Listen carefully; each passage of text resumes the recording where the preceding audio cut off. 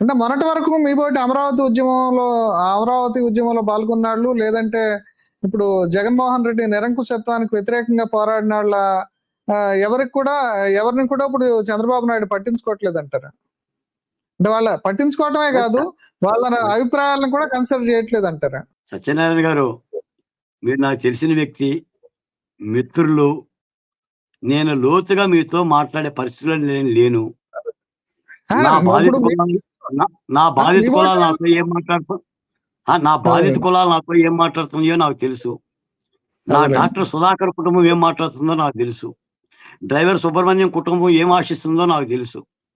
కుంతేరులో వెంకాయమ్మ అని చెప్పేసి ఒక ఎస్సీ మహిళ తొడగొట్టి జగన్మోహన్ రెడ్డికి 2 ఎకరాలు పందెం కాసింది. ఆమె ఎలా ఉందో నాకు తెలుసు. వెరసి మనం ఏం చెప్తున్నామంటే, మనం ఈ ప్రభుత్వ క్షేమాన్ని కోరుకున్నాం. క్షేమాన్ని కోరుకోవడంతో పాటు ఈ ప్రభుత్వం రావాలని కోరుకున్నాం. రావాలని కోరుకోవడంతో పాటు అందుకోసం కష్టించాం, అందుకోసం దుఃఖించాం, అందుకోసం నష్టపోయాం. ప్రభుత్వం మేలు కోరుకునే వ్యక్తిగా, ఒక ఉద్యమకారుడిగా కూటమి ప్రభుత్వం కూడా అన్ని పార్శ్వాలను చూడాలి. 10:30:60 అది ఒక్కటే పరిపాలన కాదు. 10:30:60 ఈజ్ ఈక్వల్ టు పరిపాలన కాదు. ప్రజల భాగస్వామ్యం కావాలి, ప్రజల తరపున మాట్లాడుతున్న పౌర సమాజం భాగస్వామ్యం కావాలి, దాని మీద ఒక నిశ్చితమైన పరిశీలన ఉండాలి. ఇందాకనే ఒక డిబేట్ లో మాట్లాడారు, చంద్రబాబు నాయుడు గారు మళ్ళీ జన్మభూమి కమిటీలు 2 తెస్తున్నాడంట. ఇది 97 నాటి కాన్సెప్ట్. సరే, జన్మభూమి కమిటీలు తేవద్దని నేను అనను. వాళ్ళేం మాట్లాడుతున్నారంటే జన్మభూమితో పాటు జన్మభూమి కమిటీలు కూడా వస్తుందని మాట్లాడుతున్నారు. జన్మభూమి కమిటీలు కూడా వస్తుందని మాట్లాడుతున్నారు. జన్మభూమి కమిటీలు వేరు, జన్మభూమి కార్యక్రమం వేరు. జన్మభూమి పెట్టడంలో తప్పు లేదు, కానీ జన్మభూమి కమిటీలు పెట్టడంలో తప్పు ఉంది. అది ఫెయిల్యూర్ పథకం. అందుకని ఈ జన్మభూమిలో అర్జీలు తీసుకొని ఈ అర్జీల కోసం అని చెప్పేసి దాన్ని సారాంశంగా చెప్పారు. అలాగనే నా ఊరు, నా బడి, నా జిల్లా, నా నియోజకవర్గ కాన్సెప్ట్ లో కొంతమంది దాతలు కూడా ఇన్వాల్వ్ చేయాలని చంద్రబాబు నాయుడు గారి తరహా పరిపాలన. నేను అనేది మిమ్మల్ని ఇప్పుడు నామినేటెడ్ పోస్టుల గురించి నిన్న తెలుగుదేశం పాలిట్ బ్యూరోలో చర్చ జరిగింది. అంటే ఇప్పుడు మీరు ఒక జాబితా చెప్పారు, సుధాకర్ కుటుంబం కానీ, ఇంకొకళ్ళు ఇబ్బంది పడిన వాళ్ళ కుటుంబాలు కానీ, లేకపోతే మీ బోటి వాళ్ళు కూడా ఆ రోజుల్లో చాలా నిర్బంధాన్ని ఎదుర్కొన్నారు, చాలా ఇబ్బందులు పడ్డారు. అంటే మీ బోటి వాళ్ళకి ఇప్పుడు నామినేటెడ్ పోస్టుల్లో కావాల్సిన వాటా దొరికే పరిస్థితి కనిపించట్లేదా? అంటే ఫ్రాంక్ గా అడుగుతున్నాను, ఎందుకనంటే ఇప్పుడు అక్కడ ఏమైతుందంటే 60-30-10 అంటే ఇప్పుడు తెలుగుదేశం కార్యకర్తలకి 60, వాళ్ళ ఎమ్మెల్యే ఉన్న చోట 60, జనసేన ఉన్న చోట 40, లేదంటేనేమో బీజేపీ ఉంటే 60-30-10 అని ఒక రేషియో పెడుతున్నారు. అంటే ఈ ఫార్ములాలో ఎవరైతే ఉద్యమంలో కష్టపడ్డారో, లేకపోతే మొన్న జగన్మోహన్ రెడ్డి పరిపాలనలో ప్రాణాలు పోగొట్టుకున్నాళ్ళు వాళ్ళ కుటుంబాలకు కానీ, మీ బోటి ఉద్యమకారులకు కానీ అసలు ఏమైనా అవకాశం లేదనే అసంతృప్తి తీవ్రంగా కనిపిస్తుందా? సత్యనారాయణ గారు, 60-30-90 60-30-90 ప్లస్ 10 సరిపోయింది. ఇంకా సరిపోయింది. అవును, మరి మీ బోటి వాళ్ళకి ఇంకేంటి మంది మీరు అడిగేది? సార్ మీ మాటల్లోనే అదేలేండి, మీకు మాట చెప్తాను సార్. దానినే ఇందాక నేను అన్నది ఏంటంటే, శ్రీరామచంద్రుడికి శబరితో చెప్పాను, కృష్ణ భగవానుడికి కుచేలుడితో చెప్పాను. అంటే రాజకీయాల నుంచి, పార్టీల నుంచి బయటకు వస్తే ప్రపంచం అర్థమవుతుంది. ఇంకొక మాట కూడా చక్కని మాట ఫిలాసఫీలో చెప్తాను, 10 మెట్లు పైన ఉన్నోడికి కింద మెట్టు కనబడదు. ఎవరు అంగీకరించకపోయినా సత్యం చెప్పాను సార్. ఈ కూటమి ప్రభుత్వానికి రావటానికి కారణం కొందరు ప్రాణాలు పోవటం కారణంగా, కొందరి మానాలు పోవటం కారణంగా. కొన్ని ప్రాణాలు పోతే కూటమి ప్రభుత్వం వచ్చింది సార్, మానాలు సమర్పిస్తే ఈ ప్రభుత్వం వచ్చింది సార్. 28,881 మంది మహిళలు, అమరావతి మహిళలు కన్నీళ్లు పెడితే వచ్చింది సార్. శాపనార్థాలు పెడితే వచ్చింది సార్. బాలకోట ఇలాంటి వాడు 16 సార్లు హౌస్ అరెస్ట్ అయితే వచ్చింది సార్. కడుపు మార్చుకొని చస్తామో, ఉంటామో, బతుకుతామో, ఎండుతామో, పోతామో తెలియకోకుండా అభద్రతా భావంతో భయంగా బిక్కుగా బతికితే వచ్చింది సార్. రాజకీయ పార్టీల పోరాటము, జనసేన కష్టము, తెలుగుదేశం కష్టము, లేదా ఆ అధినాయకుల కష్టంతో పాటు ప్రజల యావత్తు ఈ యుద్ధంలో మమేకమయ్యారు కాబట్టే 124 స్థానాలు వచ్చినాయి, అదే 57% సీట్లు వచ్చినాయి. ఇది ఒక అపూర్వ విజయంగా ఎందుకు లెక్కిస్తున్నాం? తెలుగుదేశం పార్టీ నందమూరి తారక రామారావు గారు తెలుగుదేశం పార్టీ పెట్టినప్పుడు వచ్చిన విజయం కంటే అపూర్వమైన విజయంగా ఎందుకు ఆలోచిస్తున్నాం? ప్రజలందరూ భాగం అయ్యారు కాబట్టి. ఆ కోణం ప్రభుత్వం మర్చిపోకూడదు, ఆ భావం ప్రభుత్వం విడినాడకూడదు. ఇది మాత్రం ప్రజల తరపున కానీ లేదంటే ఉద్యమాల తరపున కానీ ప్రభుత్వానికి మేము చేసే సూచన. మేము ప్రభుత్వం మేలు కోరుకునే వాళ్ళమే తప్ప చేతైతే 4 పూలేస్తానే తప్ప 4 రాళ్ళు వేయము. వాళ్ళ కోణంలో ఆలోచించాలి. కాబట్టి జగన్మోహన్ రెడ్డి గారు ఇంకా మాట్లాడగలుగుతున్నారు అని అంటేనే పరిస్థితి అర్థం చేసుకోవాలి. నిజంగా 11 సీట్లు వచ్చిన జగన్మోహన్ రెడ్డి గారు నిజంగా ఆయన సమీక్షించుకొని ఇలా ఎందుకు వచ్చినాయి, మనం ఎక్కడ ఓడిపోయాం, ఎందుకు ఫెయిల్యూర్ అయ్యామని ఆలోచించాలి. కానీ ఎప్పటికీ కూడా ఆయన ఆ 11 స్థానాలను పక్కన పెట్టి 40% ఓట్లు వచ్చినాయని మాట్లాడుతున్నారు. 3 రాజధానుల కుంపటిని నెత్తిన పెట్టుకునే ఉన్నాడు, దాన్ని దించలేదు. రాజధాని అమరావతికి చట్టబద్ధమైన రాజ్యాంగబద్ధమైన రాష్ట్రపతి ప్రణాళికతో కట్టుదిట్టమైన చట్ట పరిరక్షణ ఏముందో ఇంకా తెలియదు. ఏముంది సత్యనారాయణ గారు, మీరు మొక్క నాటుతారు, చెట్టు ఎదుగుతుంది, కొంత స్థాయికి వస్తుంది, మీరు పోయిన తర్వాత మరొకరు వస్తారు, గొడ్డలు పట్టుకున్నారు కదా, మనం చూసాం కదా. శాసనసభ చట్టాల సాక్షిగా అమరావతి ఏర్పడ్డప్పుడు, సిఆర్డిఏ చట్టాల సాక్షిగా అమరావతి ఏర్పడ్డప్పుడు, విభజన చట్టం ద్వారా అమరావతి ఏర్పడ్డప్పుడు కేంద్ర ప్రభుత్వం ఏం చేసింది? ప్రధాని నరేంద్ర మోడీ గారు ఏం చేశారు? 3 రాజధానుల నినాదానికి ఆయన చేసిన శంకుస్థాపన శిలాఫలకం వెక్కురిస్తుందని ఉద్యమకారులుగా మేము చెప్తే కేంద్ర ప్రభుత్వం ఏం చెప్పింది? ఒక్క మాటన్నా జగన్మోహన్ రెడ్డి గారిని మందలించిందా? అమిత్ షా గారన్నా ఇది తప్పు, ఇది ఒక విభజన కారణంగా వచ్చిన రాజధాని, దీనిలో మా నిర్ణయం ఉంది అని చెప్పలేదు కదా సార్. ఏంటి ఇప్పుడు ఈయన బలహీనత, చంద్రబాబు నాయుడు బలహీనత ఏంటి? ఎందుకని కఠినమైన చర్యలు కట్టుదిట్టంగా చేసుకుని ఆ భయాన్ని పోగొట్టడానికి ఎందుకు చేయలేకపోతున్నారు?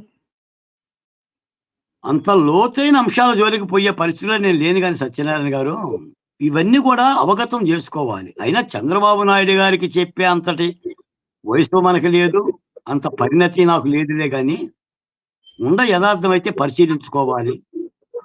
మీకు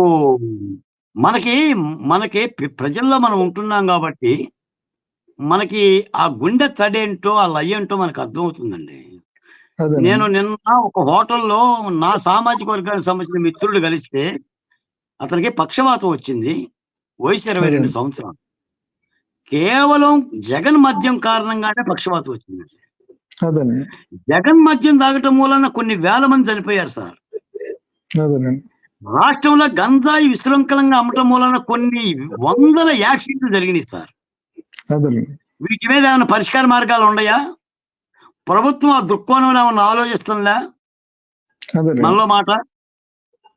అందుకని పాలన అంటే అన్ని సామాజిక అంశాలకు కులాలకు జరిగే విధంగా ఒక కొత్తదనం తీసుకురావాలి. మేము ఆశించాం సార్. మేము చంద్రబాబు నాయుడు గారిలో కొత్త చంద్రబింబం చూడాలి అని మాట్లాడిన తొలి వ్యక్తి నేనే. కొత్త చంద్రోదయం చూడాలి అని కోరుకున్న వ్యక్తిని కూడా నేనే. అంటే చంద్రబాబు నాయుడు మీద పోయినసారి కమ్యూనిస్టులు విమర్శ చేశారండి. ఆయన ప్రపంచ బ్యాంకు జీతగాడు, ఈ పేదల విషయం పట్టించుకోడు, ఆయన సంపన్నులు కార్పొరేట్ శక్తులు వీళ్ళకే కొమ్ముగాస్తాడు వాళ్ళ అభివృద్ధికి అని.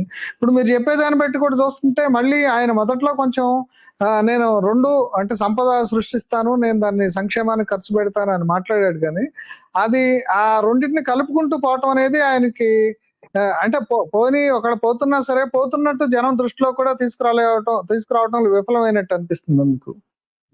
సత్యనారాయణ గారు, మిమ్మల్ని ఒక మాట అడుగుతా. మిమ్మల్ని నేను అడుగుతున్నా, ఇటీవల ప్రభుత్వం మరొక 6 ఎయిర్పోర్ట్లు కడదామని నిర్ణయం తీసుకుందంట. పిడుగురాళ్ళ, గుంటూరు, మళ్ళీ కొన్ని చోట్ల ఎయిర్పోర్ట్ ఎందుకు సార్ సత్యనారాయణ గారు? మాకు గోంగూర కట్టలో కొత్తిమీర కట్టలు వేసుకొని ఎక్కాలా? అదే ఆ సినిమాలో ఉంది కదా, సినిమాలో ఒకటి రూపాయికో నేను అడుగుతున్నా, నేను తెలియక అడుగుతున్నా మిమ్మల్ని. ఎయిర్పోర్ట్లు మాకన్నా ఎయిర్పోర్ట్లు ఎందుకు? ఉన్న ఎయిర్పోర్ట్ల పరిస్థితి ఏమిటి? ఇప్పుడు ఆ ఎయిర్పోర్ట్కి 1000 ఎకరాలు ఇవ్వాలిగా. ముందు అసలు బస్సులు కావాలి కదండి. ఇప్పుడు మహిళలకు ఉచిత ప్రయాణం అనగానే రేపు ప్రెషర్ పెరుగుతుంది బస్సుల మీద. తెలంగాణలో అంటే చూస్తాం, హైదరాబాద్ ఎక్కడి నుంచి విమానాల్లో కూడా ఇస్తారేమో మరి. అంటే ఎందుకని మహిళలకు నేను నేను అంటే సత్యనారాయణ గారు, ప్రియారిటీస్ గురించి మీరు మాట్లాడుతున్నారు. మీలాంటి కాదండి, మీలాంటి పెద్దలతో మనసులో ఉన్న భావాలను అదిమి పట్టుకోలేను, బలంగా మాట్లాడలేను. ఎందుకంటే ఆంధ్రప్రదేశ్ లో అమ్మ అని పిలిచిన నీ అమ్మనే వినబడుతుంది. అలాంటి పరిపాలన మనం చూసాం, అలాంటి రాజకీయాలలో మనం ఉన్నాం.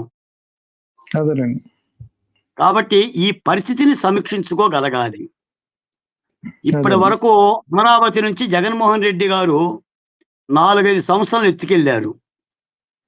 కృష్ణా రివర్ బోర్డుని ఎత్తుకెళ్ళాడు, తెలుగు అకాడమీని ఎత్తుకెళ్ళాడు, ఉర్దూ అకాడమీని ఎత్తుకెళ్ళాడు, ఎస్బీఐ ప్రధాన కార్యాలయాన్ని ఎత్తుకెళ్ళాడు. వాటన్నిటిని తిరిగి రప్పించాలని అన్నాం. దానికన్నా డబ్బులు ఖర్చు అవుతాయండి. కాగితాల సంతకం పెడితే సరిపోతుందా? Why not late? కాగితాల మీద చాలా పనులు అవుతాయి సార్, డబ్బులు అన్నిటికీ అక్కర్లా.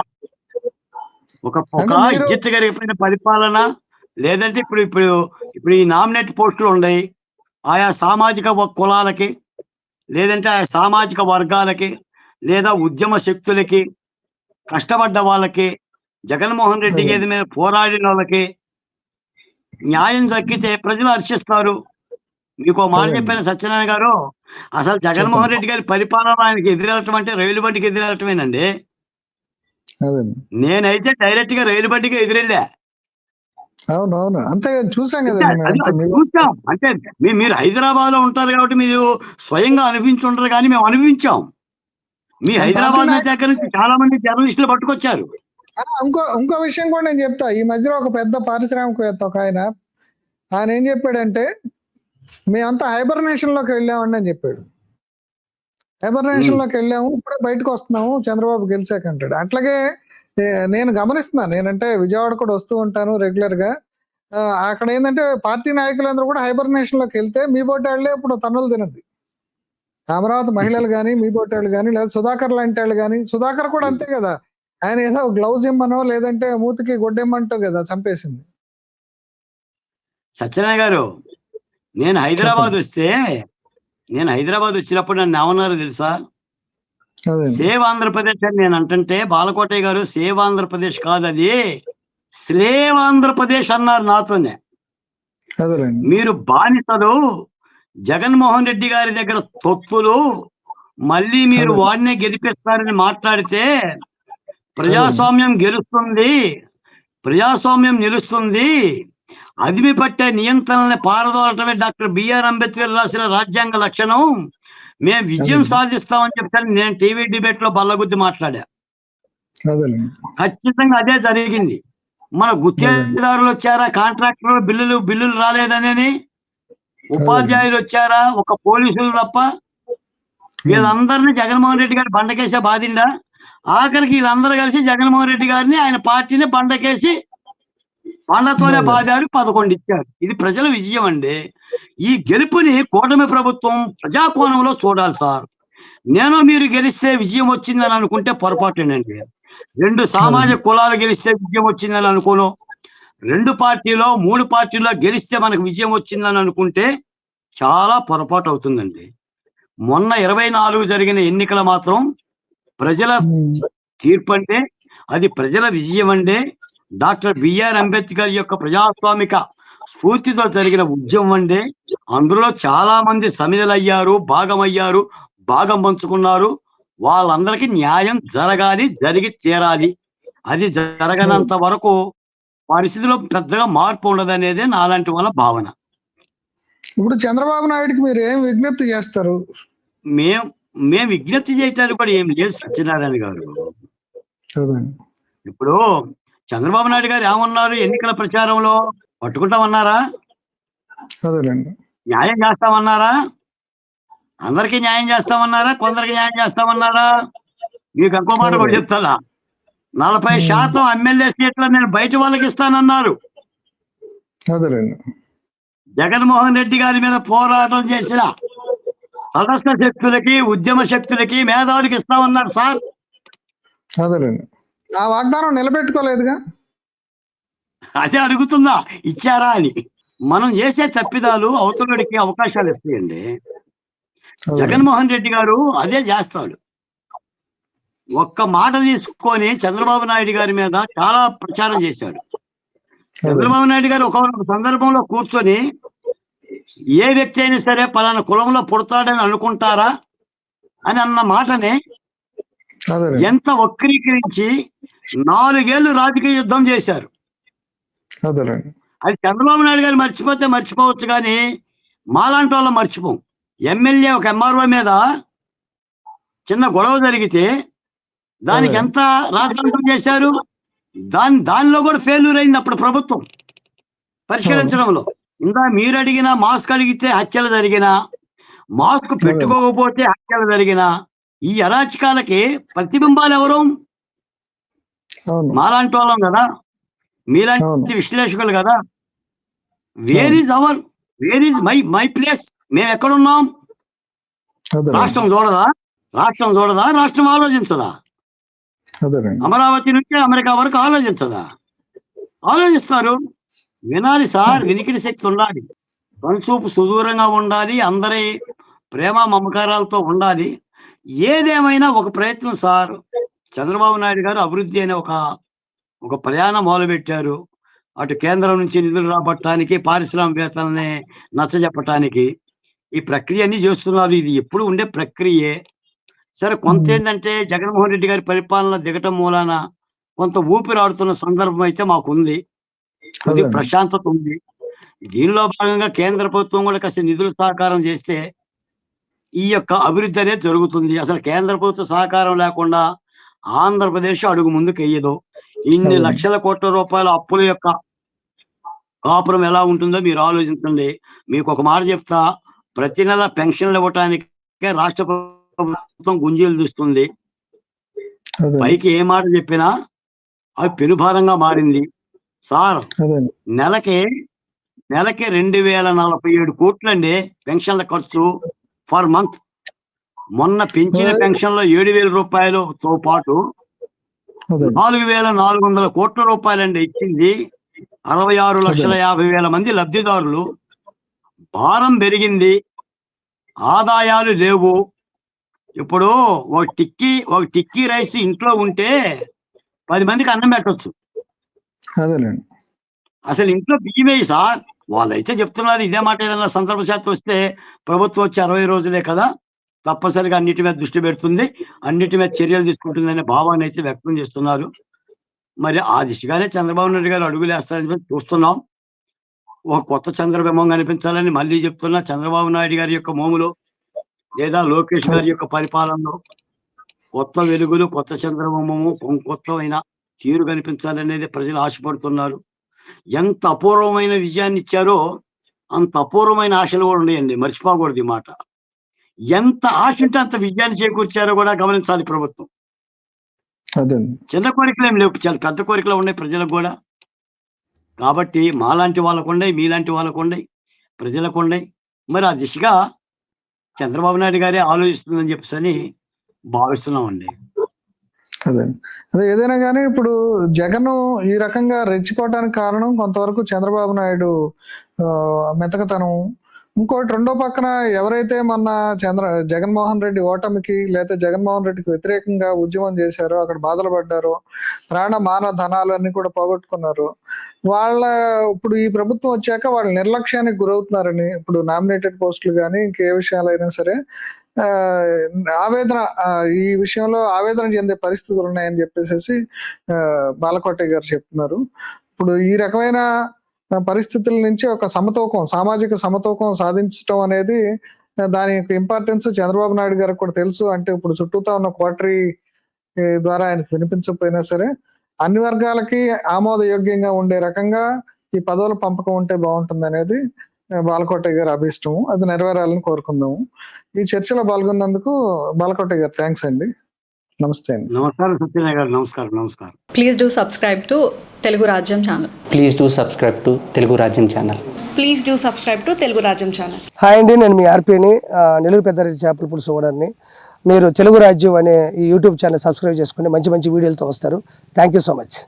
Hi people, I'm Sonakshi Verma and you please watch Telugu Rajyam and please subscribe to the channel.